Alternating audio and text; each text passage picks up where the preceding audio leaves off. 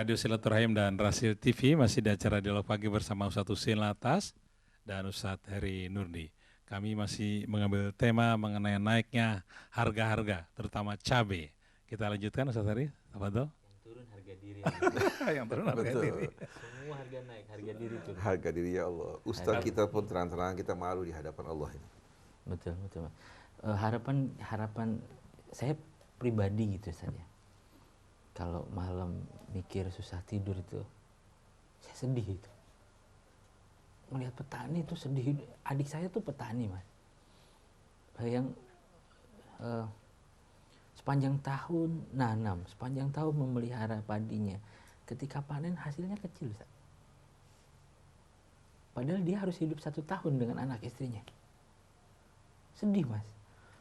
Di antara menunggu masa panen itu dia harus bekerja lagi menjadi koki di tempat pelatihan ini, menjadi tukang masak di asrama haji.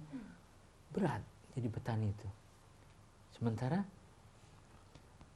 yang menyemangati mereka untuk bertahan jadi petani itu nggak ada, Ustaz. Betul. Nggak ada. Rasil, para ustadz, pendengar yang memiliki kesempatan, kalau ada petani turun dari mobil, jabat tangannya, doain sama-sama. Bahkan patut dicium tangannya. Petani yang jujur Masya layak Allah, untuk Allah. dicium tangannya.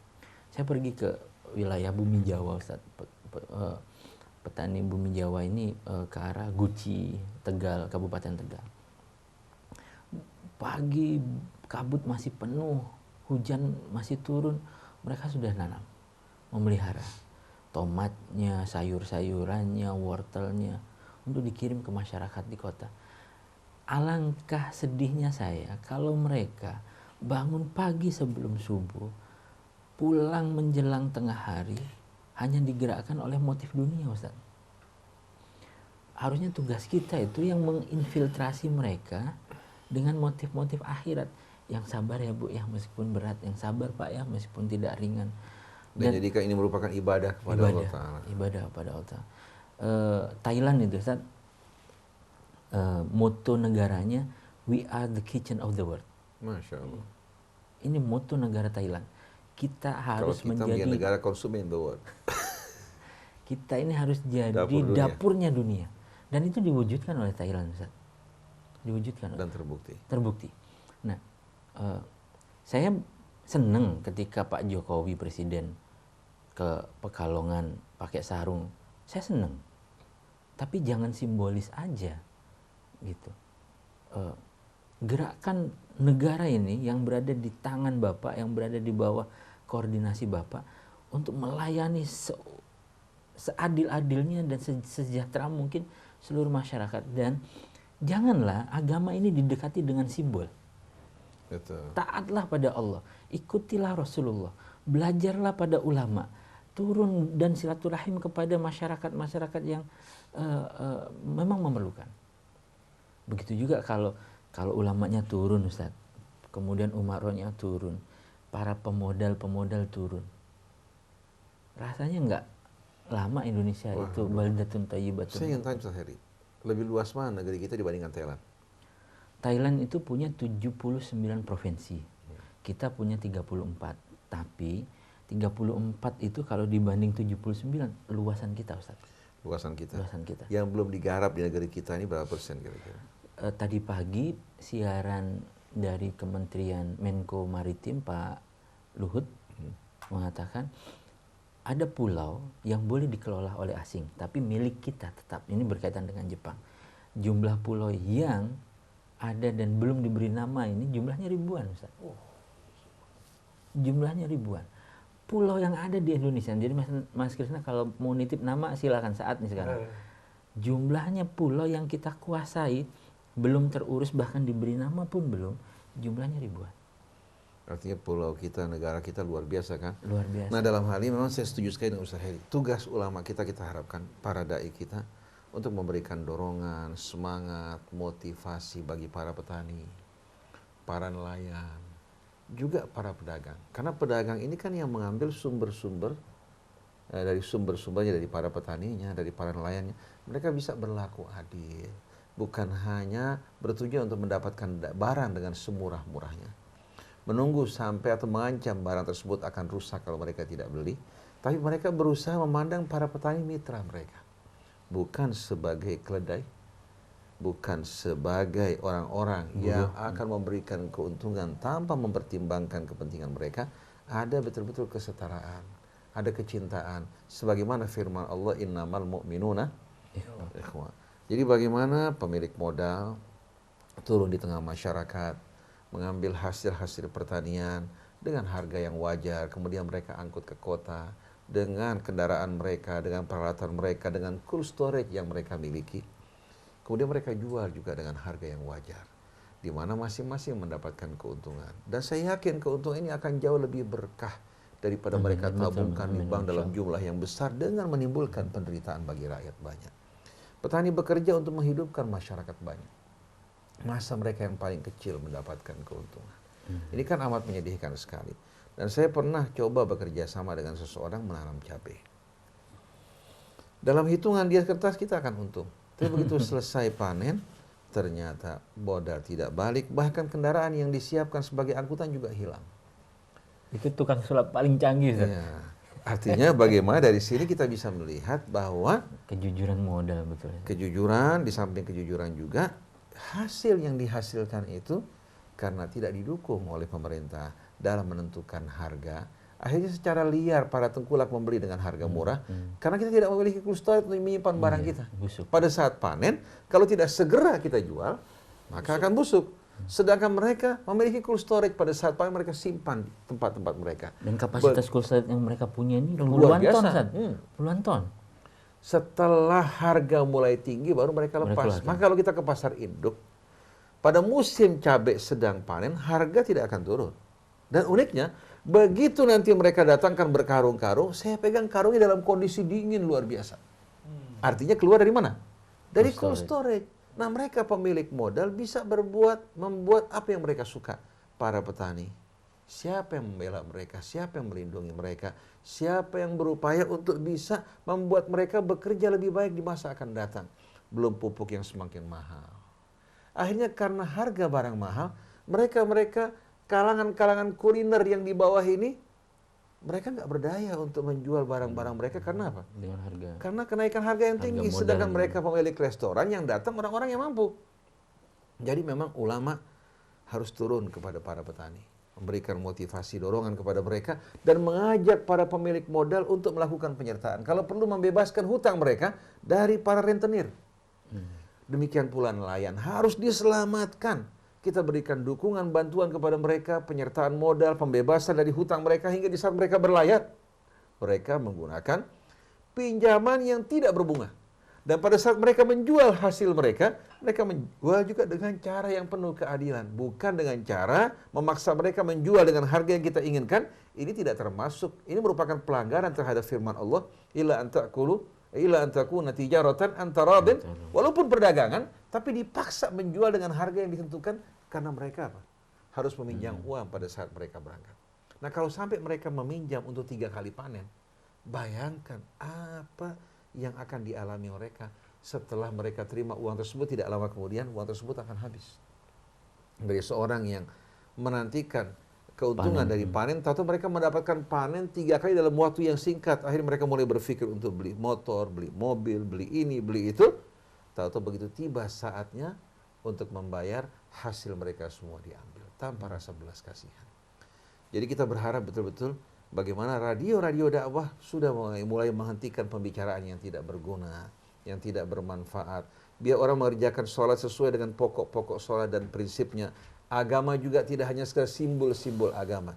Sebetulnya semenjak lama nih saya ingin lepas saya punya baju ini. Kopiah putih kalau perlu. Pakai pakaian seperti orang-orang biasa. Karena dalam Islam nggak ada pakaian tokoh agama itu nggak ada. Nanti saya pinjamin, Ustaz. Kalau Nabi menggunakan jubah, karena memang orang-orang sana menggunakan jubah. Jadi sebetulnya nggak ada pakaian khusus untuk tokoh-tokoh agama. Tapi terkadang masyarakat yang awam kesian. Melihat ustadz, ulama kalau pakai celana panjang, pakai baju biasa, dianggap tidak mengikuti sunnah Rasul. Karena mereka pahami sunnah itu secara sempit kan. Jadi sebetulnya kalau bicara soal kebebasan, kemudahan, lebih suka kita menggunakan celana panjang dengan baju koko biasa. Baju koko juga merupakan baju yang asalnya dari orang-orang Tionghoa. Saudara-saudara kita orang Tionghoa bukan baju agama sama sekali. Dengan Baju pakaian koko. sederhana, Namanya juga baju koko. koko. Ustaz. Iya, Kakak. kakak artinya. Jadi kita berharap mulailah sekarang bersama-sama kita betul-betul penuh ketulusan untuk mengabdi kepada Allah, berjuang untuk kemanusiaan. Dan kita hargai orang yang bekerja. Bahkan kalau perlu kita cium tangan petani-petani yang jujur, yang memproduksi hasil mereka untuk sekian banyak orang.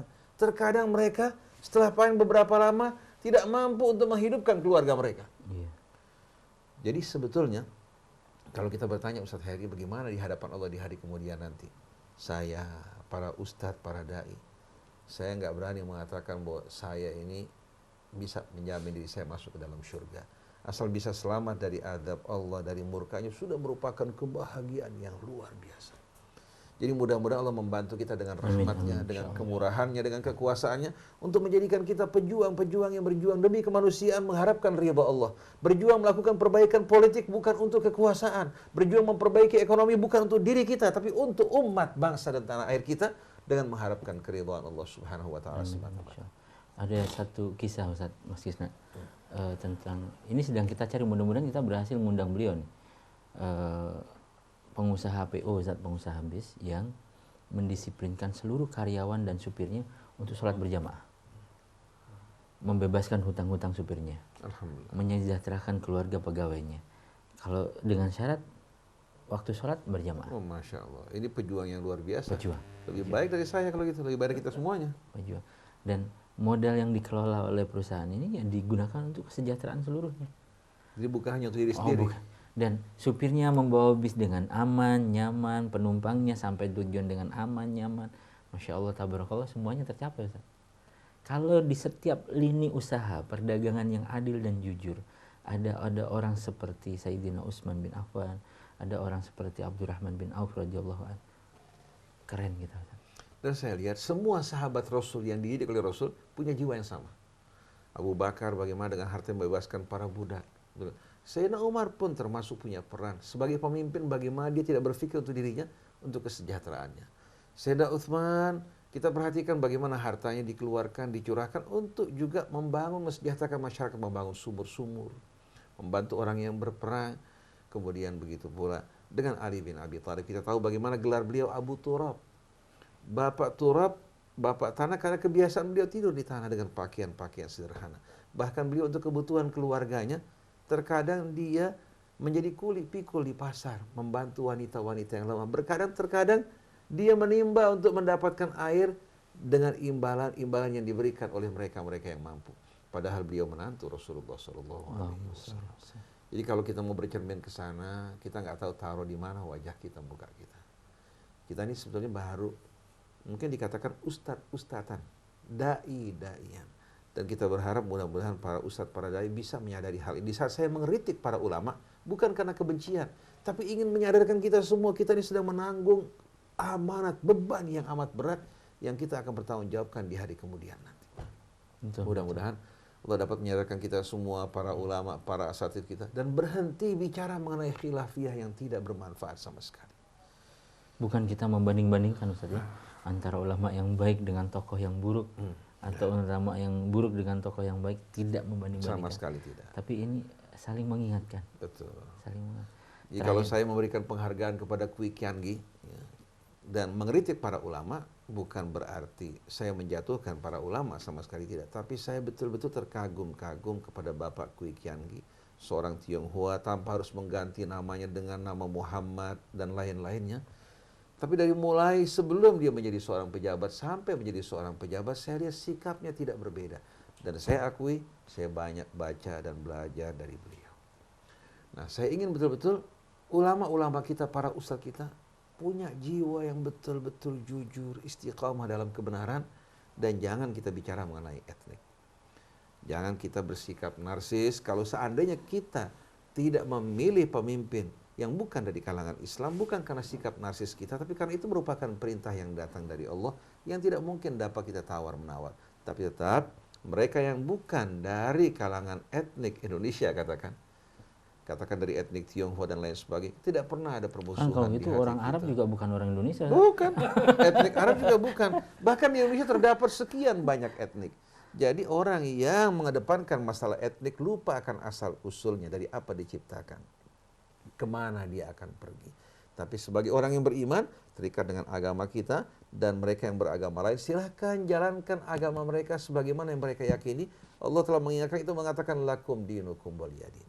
Jadi jangan mereka tersinggung kalau saya mengatakan Kwi Kian Gi layak untuk menjadi pahlawan dengan sikap dan persembahannya untuk bangsa dan negara. Sedangkan banyak orang-orang Islam kalau perlu haruskan dimasukkan di jel yang paling dalam karena perbuatan khianat mereka terhadap bangsa maupun negaranya. Nah, para ulama harus menjadi cermin, menjadi contoh, dan orang melihat sikap dan perilaku kita semuanya. Kalau kita tidak dapat menjadi contoh yang baik, jangan kita berharap rakyat kita akan dapat hidup lebih baik. Wallahu a'lam. Ini saya masih masuk, Masya Allah banyak sekali. Assalamualaikum Ustaz Hussein.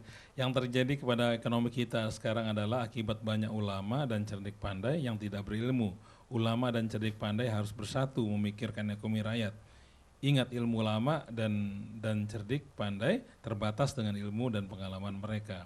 Kemudian Assalamualaikum Ustaz Hussein dan Ustaz Heri. Semoga Koperasi Syariah 212 yang lagi digodok akan menjawab persoalan ekonomi. Kalau umat Islam bersatu dan amanah dengan hasilnya halal dan thayyibah. Wallahu alam.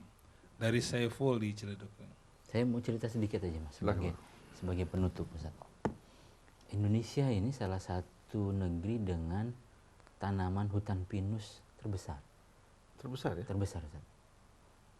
Wah, luar biasa. Tanaman pinus kita itu terbesar. Saya pikir di Eropa sama di Australia yang paling banyak. Nah, sementara pinus itu Ustaz, monoculture kan Ustaz. Kalau tanam pinus, pohon-pohon lain nggak tumbuh di sekitar situ. Betul. Karena memang sifatnya pinus itu membunuh tanaman yang lain. Orang hanya melihat, pinus itu cuma nggak produktif. Ternyata getahnya itu Mas bisa disadap. Menghasilkan terpenting. Kalau orang Jawa namanya gondorukem. Jadi getah pinus itu disadap jadi terpentin, jadi campuran alat-alat kosmetik, campuran alat-alat cat. Jadi ibu-ibu yang pakai eyeshadow itu jangan salah Bu, itu alatnya juga untuk terpentin dan cat sama. Bahkan ada madu bunga pinus. Madu bunga pinus. Iya. Ada madu bunga pinus. Khasiatnya apa? Ya ada khasiat-khasiatnya, masing-masing dengan dia punya itu kan, dan sifatnya lebih panas. Karena memang dia kan menghasilkan bahan-bahan yang panas. Iya. Ya, jadi ketika pinus saja diolah dan mampu berdaya, wah itu keren Ustaz. Indonesia ini diberkahi seluruh negerinya Mas. Betul. Diberkahi. Tinggal bagaimana cara kita amanah mengelola dan mewarisi ini untuk kepentingan bersama. Dan saya bertanya-tanya, kenapa kita tidak berusaha untuk menanam gandum di negeri kita hingga kebutuhan terigu kita tercukupi? Bahkan sampai daun gandum itu kalau Mas Heri perhatikan, itu dijual menjadi tablet dengan harga yang mahal lagi, ratusan ribu. Wheatgrass tuh, itu dijual dengan harga ratusan ribu, diproduksi oleh Amerika. Bukan hanya gandumnya, sampai daun-daunnya. Karena membantu pencernaan, karena kandungan serat yang cukup bagus. Kenapa kita tidak menanam gandum? Padahal lahan kita begitu luas. Nggak cocok kali Ustaz? Bisa. Jangan jauh-jauh kita lihat. Amerika itu sebelum adanya bendungan Mississippi, tidak mampu menghasilkan gandum sama sekali.